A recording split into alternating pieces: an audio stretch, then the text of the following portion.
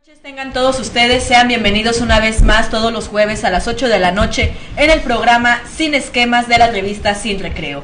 El día de hoy hablaremos sobre la consulta popular y la revocación de mandato. Fanny, ¿qué nos podrías comentar acerca de la consulta popular? ¿Qué es? Un poco de la historia.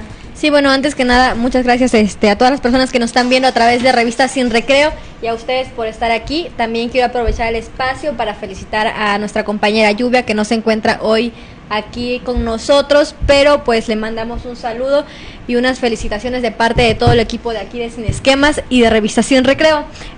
Para comenzar, porque este tema de la consulta popular y la revocación de mandato es muy importante, porque se ha dado mucho de qué hablar, siempre menciono esta parte, porque siempre los temas que hablamos durante los programas siempre son temas que han estado teniendo mucho debate, tanto en redes sociales, en medios de comunicación, incluso en las ruedas o conferencias mañaneras de Andrés Manuel, ¿no?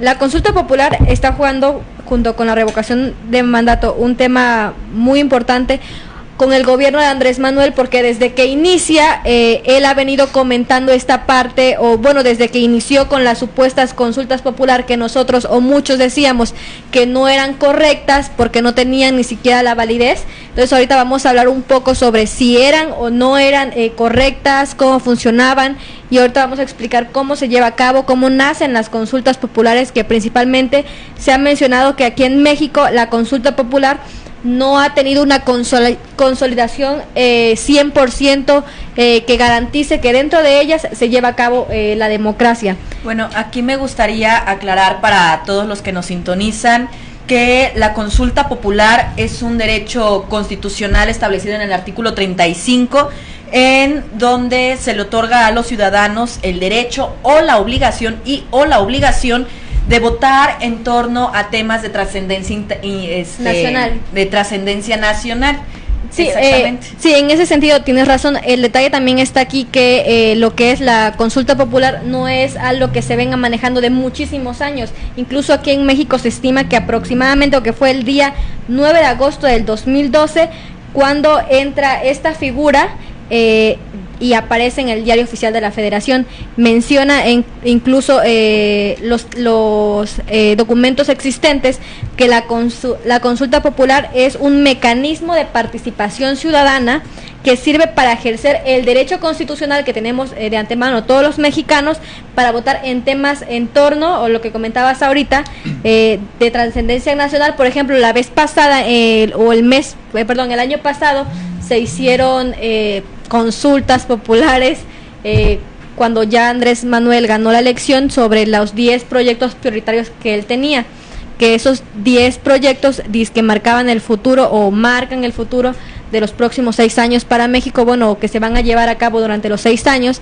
Entonces decía que esos temas eran muy importantes que la gente participara, pero luego, a través de que se hacen estas 2 consultas que se realizaron, empieza a ver algo que la gente dice: oye, no, pues yo también quiero que se lleve a consulta esto, también quiero que se lleve a consulta esto otro, y también empieza a haber consultas populares en los municipios. Entonces uno ya aquí es donde dice: a ver, no son así, no funcionan así. Exacto. Tienen incluso tienen una ley que las respalda, incluso para que se lleve a cabo, y fue incluso una de las cosas por las cuales se dice que estas consultas que se llevó a cabo Andrés Manuel no fueron legales, porque para que se lleven a cabo estas consultas deben sujetarse a través de 3 puntos principales. Tienen más, pero son 3 puntos los que son prioritarios para que se lleven a cabo estas consultas.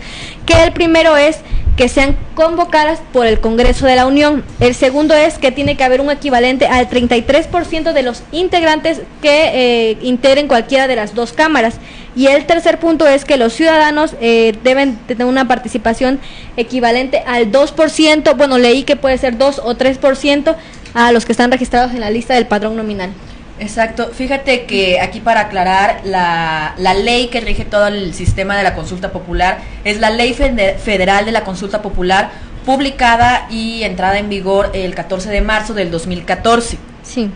Posterior a esto, bueno, pues está lo que tú ya mencionaste, y habría por aclarar que las consultas populares forzosamente se tienen que hacer en cada elección federal, cuando sean de trascendencia nacional. Pero a ver, Johnny, de la segunda parte de este programa, sí, ¿qué nos puedes comentar acerca de la revocación de mandato? ¿Saben algo? Antes de que entremos a la parte de la revocación de mandato, perdón, sí quiero leer un comentario que va en torno a lo que es la consulta popular. Patch Adán comenta: a muchas personas les insulta este hecho de que las consultas populares nunca se han tomado en cuenta decisiones, o sea que no se han tomado esta decisión de la consulta popular en gobiernos anteriores, que las decisiones que tomaban los gobiernos eran como la ley de Herodes. Entonces, sí. Bueno, el programa es sobre la revocación de mandato, no sobre las consultas, ¿no? No, perdón, el tema del programa es consultas populares y revocación de mandato. Por eso, pero... Sí, mira, hay un apunte que sí me gustaría puntualizar. Primero, buenas noches a toda nuestra audiencia, qué gusto estar de nueva cuenta en Sin Esquemas. Hay un tema de suma importancia. ¿Por qué menciona el destacado médico que nos está escribiendo? Es precisamente porque la conceptualización del sistema democrático, entre comillas, como señala Elisur Arteaga Nava, por ejemplo, se era caracterizado por un sistema en el cual imperaba dentro de la democracia la autocracia. ¿Y a qué se refiere la autocracia? Al partido único, a ese establecimiento de concentración de poder, que es parte de lo que escribía Giovanni Sartori, por ejemplo, en Ingeniería Constitucional Comparada, cuando en su prólogo dedicado a México, por cierto, decía precisamente ese hiperpresidencialismo y esa forma de que no había acceso a la participación democrática, al amparo de decir en el 40 constitucional que es voluntad del pueblo mexicano conformarse en una soberanía, en una república representativa, federal y demás. Ahora, si bien es cierto, hay fallas, porque efectivamente no son consultas populares las que llevó a cabo el gobierno, simplemente eran encuestas ciudadanas que no tenían un reconocimiento jurídico, pero sin solamente dejar en claro eso, que no había una fuente de participación democrática. Liebenstein, por ejemplo, ha hablado de eso, Norberto Bobbio, que lo voy a comentar después de esta intervención, pero sí dejar en claro eso, ¿no? La percepción ciudadana, efectivamente, como dice el médico, no ha habido una participación efectiva, digamos, para cumplir con la democracia, pero bueno, estamos en una etapa de trance y pues a ver qué puede pasar. Sí, de hecho, un segundo, aquí hay algo que me gustaría recalcar para nosotros poder entender la relación o la conjunción que tiene la consulta popular con la revocación de mandato. El pasado 14 de marzo de este año, se votaron en el Congreso de la Unión las modificaciones constitucionales sobre la consulta popular, en donde ahí se extendió un debate acerca de lo mismo para meter dentro de esta misma figura lo que era considerar la revocación de mandato, es decir, meter la revocación de mandato como una consulta popular para sea en este caso la permanencia del presidente de la República, que decía que se iba a someter a consultas populares para la revocación de mandato. Claro. Entonces aquí es en donde nosotros vamos a encontrar la estrecha relación entre un tema y otro tema. No sé si tengas algo más que comentar, Fanny, Johnny, Zafra, sobre este tema. Pues sí, solamente también, justamente también completando lo que estaba diciendo ahorita Johnny, es que las consultas que se llevaron el año pasado fueron, tal como él lo menciona, otro tipo de mecanismos de participación que luego del cual hablaremos, pero las consultas populares, y ahorita lo vas a comentar tú, Nazaret, se lleva a cabo a través de un proceso que lleva la autoridad electoral, en este caso el INE, y ellos manejan toda una mecánica basada en leyes de cómo y en qué tiempos se debe llevar a cabo la consulta popular. Igual, fíjate que a mí también me gustaría recalcar un poco ese punto de vista, ya viendo así el tema de las consultas. Para empezar, como decía Pat Adam, el doctor, anteriormente no existía ningún gobierno que llevaba a cabo este tipo de consultas ciudadanas, debido a que la democracia en México pues siempre fue regida por otros partidos y que realmente no tenían ese interés de que la ciudadanía pusiera un punto de vista. Sin embargo, actualmente con el gobierno de Andrés Manuel López Obrador, pues se hacen este tipo de consultas, pero ¿hasta qué tiempo se van a hacer? Aparte, las consultas que él está haciendo realmente no tienen ni pies ni cabeza, puesto porque que no son consultas, son encuestas, ¿no? Aparte ni siquiera están vinculadas, aparte ni siquiera ahora sí los oficios por los cuales están siendo utilizados este tipo de consultas ni siquiera están membretadas. ni siquiera tiene lo que es un número de folio. Sí, no hay una naturaleza jurídica constitucional. No se le podría llamar consulta ahora, a lo que se está haciendo. Ese tipo de consultas ni siquiera tiene un rango máximo, ni siquiera tiene un rango mínimo que pueda decir al 100% qué tan transparentes fueron esas consultas, claro, como así decirlo, entre comillas, porque es fácil tachar cualquier boleta sin tener la necesidad de hacer las cosas. Otro, lo que a mí me preocupa mucho es que tienen el padrón electoral en las consultas. Eso es algo que el INE debería de hacer, que debería acatar, y que el Tribunal Electoral también tendría que checar ahí con qué permiso pueden utilizar el padrón electoral de todos los ciudadanos para hacer las consultas. Yo aquí considero un elemento importante, y lo dijo Sartori, no lo digo yo. Estamos acostumbrados que cuando enunciamos y decimos país democrático y libre, estamos acostumbrados a señalar adjetivos calificativos sin encontrar el fondo del asunto.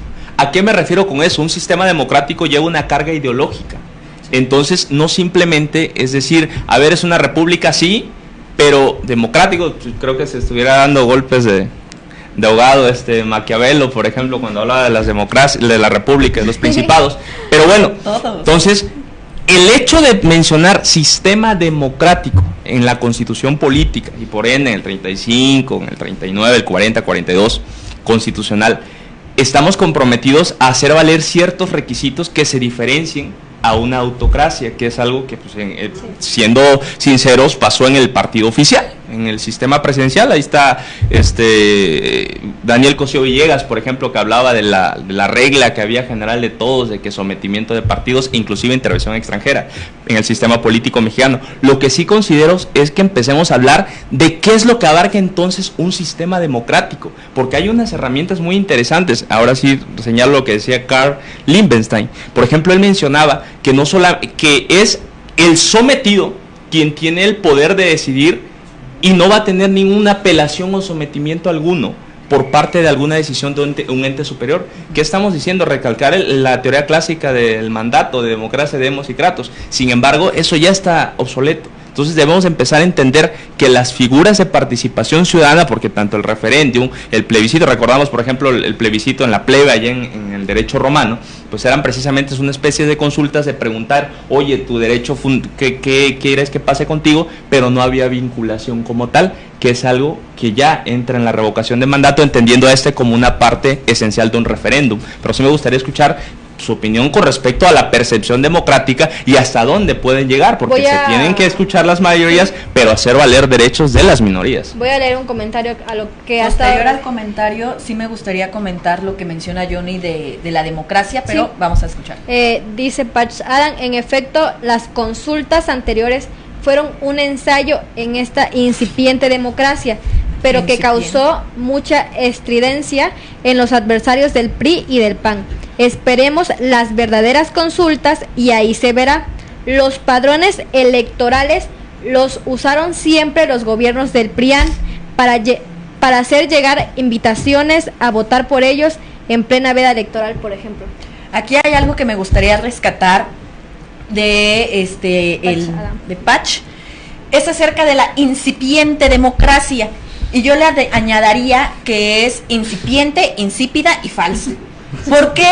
Pues porque no tenemos un sistema democrático plenamente estructurado, porque estamos viviendo en una falsa democracia donde nada más como ciudadanos creemos que democracia es ir a ejercer tu voto el día 1 de julio de las elecciones electorales. Bueno, pero es que eso es algo que nos han venido vendiendo incluso los mismos institutos electorales. Exacto, entonces habría que entender, y aquí viene alusión a lo que mencionaba Johnny, que la participación ciudadana, la democracia, va más allá de ejercer el voto, va más allá y va acerca de exigir las consultas populares, va ya a hacer propuestas ciudadanas que ya se han establecido, por ejemplo, el caso de la ley 3 de 3, pero dio apertura, por supuesto, al tema de la transparencia, al tema pues esclarecimiento de qué pasa con los recursos públicos, rendición de cuentas en este caso, y señalar ahí ese aspecto importante, abonando al comentario de Nazaret, es precisamente que la democracia, como dice Artaga Nava, no debe ser una comprensión jurídica solamente o un diseño político, sino también una forma de vida, como lo dice el tercero constitucional, pero ahorita vamos a hablar de eso, ¿no? Exacto, me parece perfecto. Vamos a un corte y continuamos hablando sobre la consulta popular y la revocación de mandato.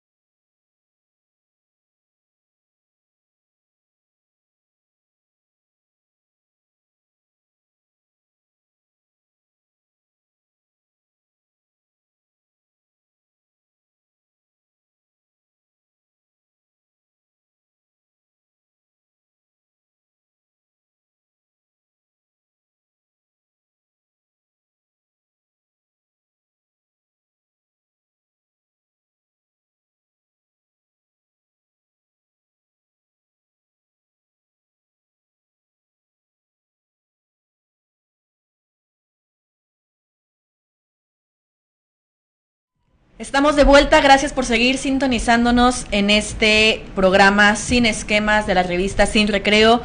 Hablando del tema sobre la consulta popular y la revocación de mandato, Johnny, ¿qué nos puedes comentar acerca de la revocación de mandato? ¿Qué es? ¿Cuáles son las características que tiene? Sí, claro. Mira, hay un elemento aquí de vital importancia. Para poder entender a la revocación de mandato tenemos que forzosamente comprender lo que significa referéndum, sí. Porque podemos llegar a ciertas ambigüedades, como fue el caso de las encuestas del hoy presidente de la República antes de que tomara protesta, puesto que una revocación de mandato como tal ya tiene un reconocimiento jurídico y es ya meramente una herramienta de la democracia participativa. O sea, ya no nada más lo dejamos en democracia, sino ya entramos a la democracia participativa como un ente garante, digamos, de la participación de los individuos que son gobernados. Ahora bien, podemos entender por revocación de mandato la decisión en una decisión directa mediante una democracia de representación. No sé si me voy explicando. Sí, a ver, democracia directa, entonces, de representación. Es un acto directo que va a ejercer el ciudadano, pero mediante entes de representación, porque a fin de cuentas vivimos en una democracia representativa. Entonces, allí es donde se va a decidir si quiere el ciudadano, si desea, que a quién votó, a quién eligió en una contienda previa, desea que siga ejerciendo sus facultades y que siga ejerciendo sus cualidades. ¿Cuál es la diferencia muy puntual de la revocación de mandato con el plebiscito, por ejemplo? Que es una decisión que influye en la vida legislativa con carácter vinculatorio, es decir, no solamente te preocupas por políticas públicas, sino que ya lo efectúas realmente en una iniciativa de ley que desde luego puede ser aprobada, y una vez aprobada ya pasa. Entonces es un ente real de participación. Oh, sorpresa, en México no existe la revocación de mandato. Hasta apenas que se lleva a cabo por ahí un amplio debate. Déjenme decirle algo. Desde 2013, por ejemplo, ya había iniciativas de priistas, había iniciativas del PT, por ejemplo, en esta materia. Sin embargo, pues se dejaban la congeladora. Imagínense, desde 2013, 2008, es hasta el 19 de octubre del año pasado, donde se turnan todas las iniciativas en materia de revocación de mandato y desde luego en consulta popular hacia las comisiones dictaminadoras, que en este caso es la de puntos constitucionales. Pero, en concreto, es una herramienta eficiente, podemos decir, en las democracias, no sé si llamarles contemporáneas, no sé de qué manera calificarlo, pero sí en algunas características de los gobiernos que, bueno, hoy lo ponen sobre la mesa, pero desde luego pues no todo es color de rosas, no todo va a ser meramente un mundo maravilloso, recordando el Fox, por ejemplo. Pero sí me gustaría que mencionara, pues, Daniel, cuál es el proceso legislativo, cómo llega, qué condiciones se dan, cuál fue el agarrón ahí entre la oposición, porque en este caso Acción Nacional, y pues Morena, ¿no? Morena, Acción Nacional. Sí, mira, el tema de la revocación de mandato llegó primero a la Cámara de Diputados por la diputada Indra, quien presentó la iniciativa con discusión al debate, en el cual señala cuáles serían los puntos de la revocación, empezando porque Andrés Manuel, un punto que les faltó decir desde un inicio en la historia, es que Andrés Manuel lo dijo en campaña que iba a ser el tema de la revocación de mandato cada 2 años y medio, y que una vez ya siendo presidente lo puso como cada 3 años. Eso ya tiene una propuesta de campaña en la cual le dijo que iba a reformar ciertas normas a la Constitución, ciertos artículos, tanto a la Constitución como a los códigos electorales federales y locales. El problema que tiene ahorita el Congreso de la Unión es que la iniciativa está. El problema está en que si se va a hacer por el Ejecutivo, también se tenga que hacer en todos los niveles ejecutivos, tanto municipales y estatales. La revocación tiene que ser pareja. Tanto se puede revocar el presidente como el presidente municipal de algún municipio como el del gobernador de cualquier estado. La idea es esa. El problema está en que la iniciativa no está contemplando a los demás ejecutivos políticos, solamente está contemplando al presidente de la República. Y sin embargo, federal, ¿no? Y sin embargo, con el tema que estaba en un inicio, que es de las consultas, una senadora dijo que ninguna consulta ciudadana tendría el peso de los senadores ni de los diputados juntos. Es decir, que las consultas no van a tener tanto valor como lo que es realmente el voto popular de los diputados y los senadores con el voto ciudadano. Entonces, prácticamente, ahorita está en stand-by, están tanto a favor o en contra. El debate que se llevó fue con Acción Nacional, donde Acción Nacional decía que por respeto a la Constitución y al artículo 80 y a las diversas disposiciones del artículo y el código electoral que señalan que la votación debe de ser cada 6 años, que la votación federal y local se dividirá entre 4 y 6 y no se hará cada determinado tiempo por una votación ciudadana. Si sabes que eso está mal.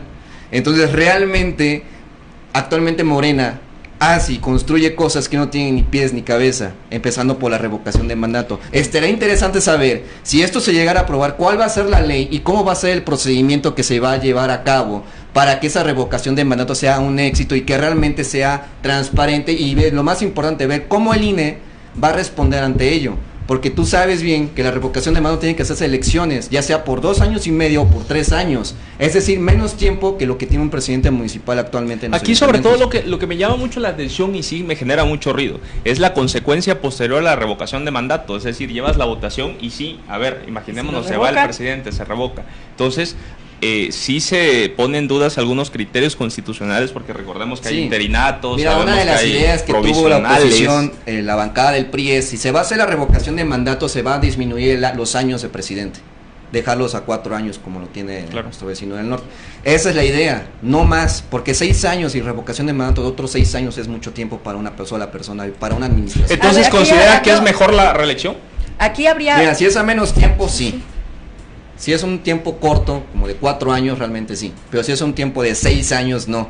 Porque es mucho tiempo para un solo ejecutivo. Y realmente a Andrés Manuel no le corresponde ni merece estar ahorita en ese lugar. Imagínate lo de 6 años, imagínate otros 6 años. ¿A dónde va a llevar el país? Y pero con ese sistema que tiene. A ver, aquí hay algo, por ejemplo, si se aplica la revocación de mandato cada 4 años, se corre mucho el peligro de que se pueda volver a hacer o de que pueda existir otra vez en México la reelección. Entonces ya vendríamos hablando de 8 años de gobiernos federales. De hecho, por ahí va la idea. Espérame, para someterse a revocación de mandato cada 4 años. Pero también, ¿cuánto nos cuestan las elecciones en México y cuánto costaría hacer la revocación de mandato? Que esta tendría que pasar primero por una consulta popular. Según datos de el INCO, está entre 2.9 y 7.3 mil millones de pesos cada elección federal que se hace en México. Algo que he escuchado en la comentocracia, en el periodismo, es de que dicen, bueno, pues ¿qué pasa? Que aparezca el nombre de Andrés Manuel puede ser una situación ventajosa tal vez para algunos candidatos.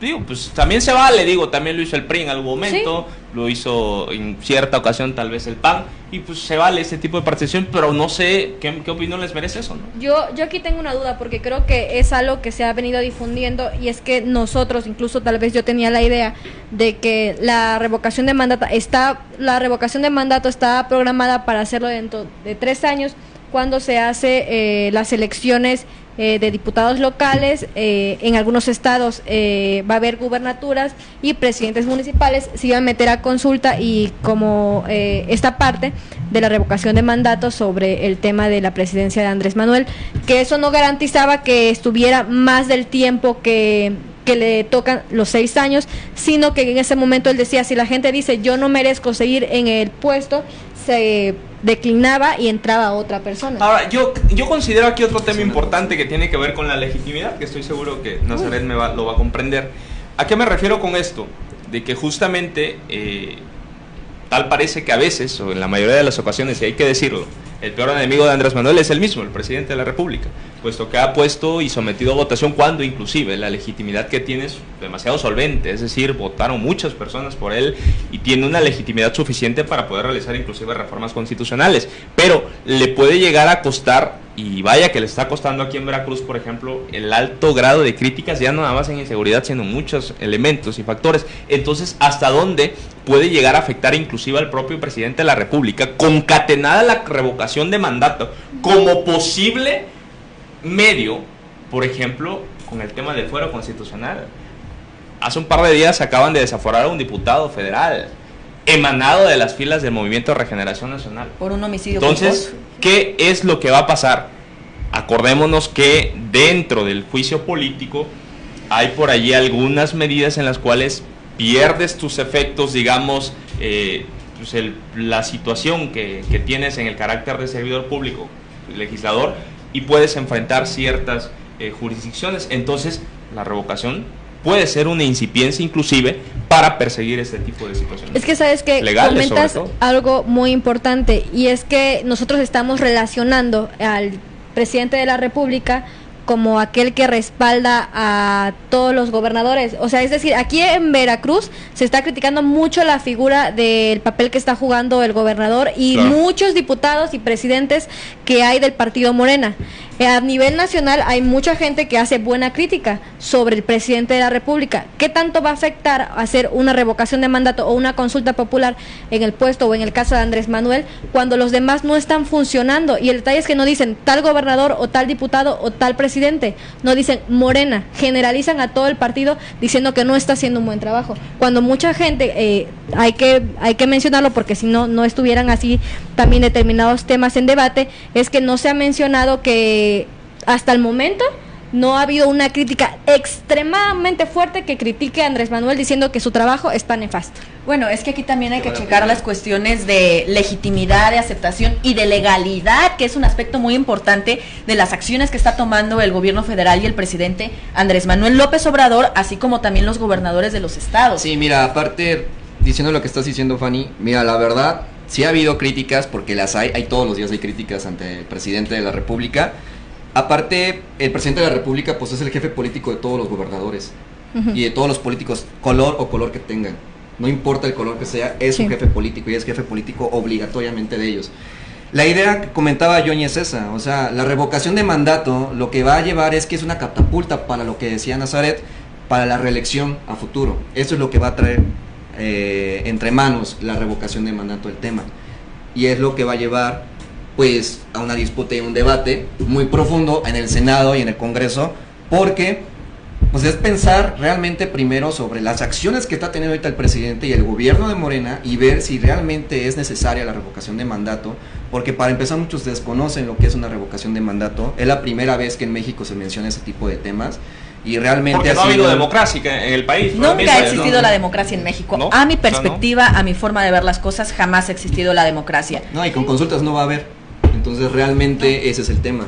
La democracia no se soluciona con consultas ciudadanas, no se soluciona ni con mañaneras, ni con conferencias mañaneras. Lo que aquí considero, para tratar de abonar y ya ir cerrando prácticamente lo que nos queda de tiempo, es de que efectivamente si va a haber una apertura a los medios de participación efectiva de una democracia participativa, debe de tener el soporte legal pues meramente constitucional para que pueda existir este tipo de situaciones. ¿Y por qué lo menciono eso? No lo digo nada más para tirar la piedra y esconder la mano, sino para dejar en claro que hoy el concepto de justicia y legalidad está en tema de boga. El senador Ricardo Monreal lo acaba de tuitear, por ejemplo. Estamos en la República del Twitter, no hay que olvidar eso. Alfredo Jalife lo sabe. Entonces, pues debemos de considerar ese tipo de elementos donde si vamos a efectivamente a llevar una democracia, hagámosla como dice Liebenstein, hagámonos como lo dice Norberto Bobbio. Ya han servido esos elementos que nos dice Manuel Castells, por ejemplo, en la fuerte crítica al neoliberalismo de lo que tanto hoy se habla, que va a ser una sustancia tal vez para permitir cuáles van a ser los medios de participación de nosotros. Estamos en una etapa que la verdad la disfruto. Yo decía luego, pues qué bueno, qué malo, yo quería nacer en el siglo pasado, pero no, hoy me arrepiento y digo, estoy contento efectivamente de ser parte de los millennials de esta época donde tenemos una participación que va a marcar la vida de todo un país. Sí, yo creo que si se va a llevar a cabo estos dos procedimientos durante estos próximos años, se debe dejar en claro a todos los ciudadanos el papel que van a jugar, la importancia que van a tener y esclarecer todas estas dudas que muchos ciudadanos tienen respecto a lo que va a pasar dentro del gobierno de Andrés Manuel. Sin duda tienen algo que ustedes han estado comentando y en lo que estoy de acuerdo es que si se van a llevar a cabo estas figuras tienen que existir leyes que las respalden y leyes que no sean dudables, porque luego salen las leyes y incluso... Y ojo con los escritores, ¿sí? Ojo con ya lo dijo Octavio Paz, mencionaba que la distancia que tengas hacia el príncipe va a ser la garantía de lo que vas a poder producir a las verdades. Si no, pues ahí tenemos a los que ya saben quiénes han sido pues víctimas, que somos nosotros con respecto a las malas interpretaciones con poca veracidad. Pues aquí a todos ustedes los invitamos a que revisen lo que viene siendo la revocación de mandato, chequen cuáles son las implicaciones legales, sociales, culturales o ideológicas que pueda tener este tema.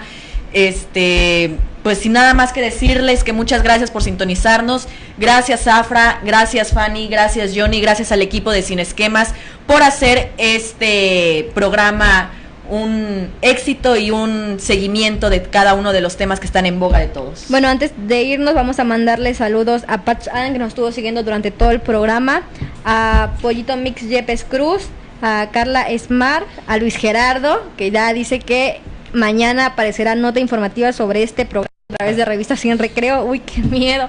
Wolfgang, que nos dejó un comentario, pero ya no nos da tiempo leerlo. Ya sabes que nos ponemos en contacto contigo. Pero su comentario dice: no entiendo por qué ponen en duda la transparencia de las consultas populares.